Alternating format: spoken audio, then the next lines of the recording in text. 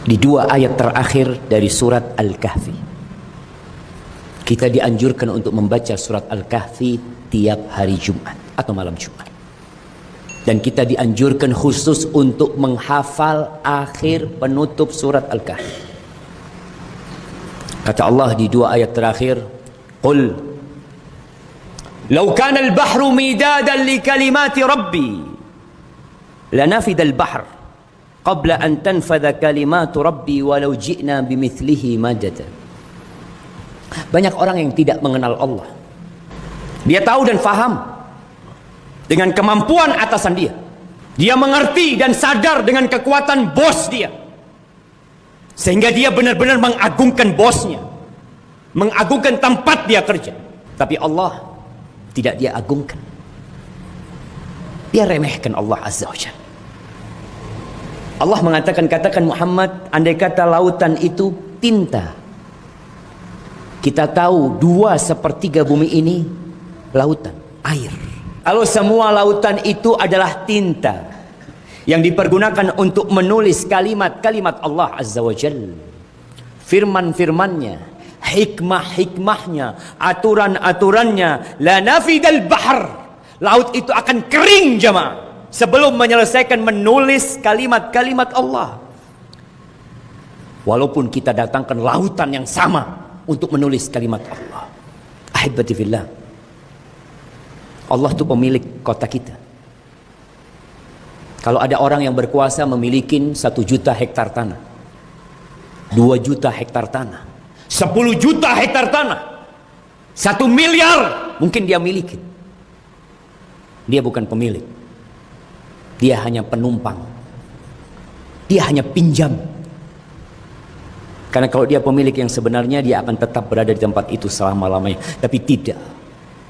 Dan kita melihat dengan mata kita, orang-orang yang banyak hartanya, yang kuat kekuasaannya, nggak ada.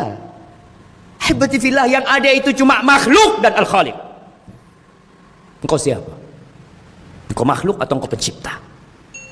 Lalu Allah katakan, Qul, katakan lagi Muhammad, kasih tahu tuh umat manusia, suruh mereka belajar. Qul innama ana basyarum mithlukum, katakan kepada mereka, aku ini sebenarnya manusia persis sama seperti kalian.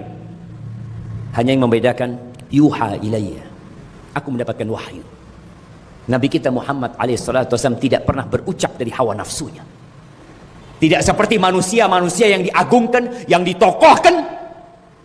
Mereka berucap dari nafsunya dan mengikuti nafsunya.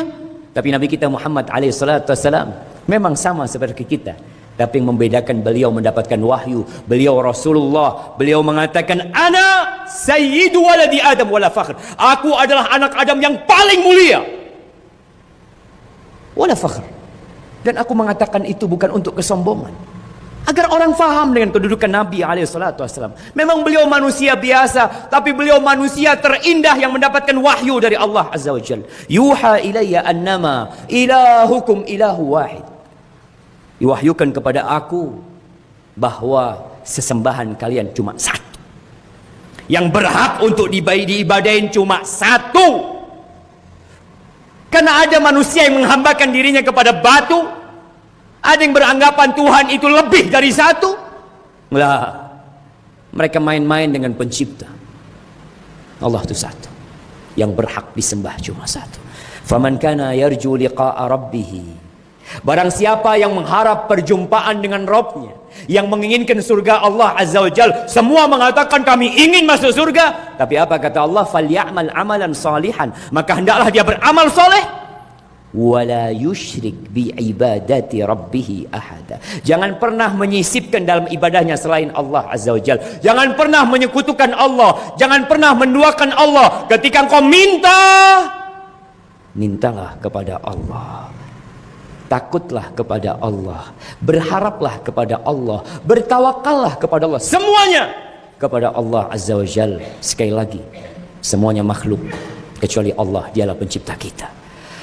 Ahibati fillah, hari ini hari Jumat, selesaikan baca surat Al-Kahf, baca dengan artinya.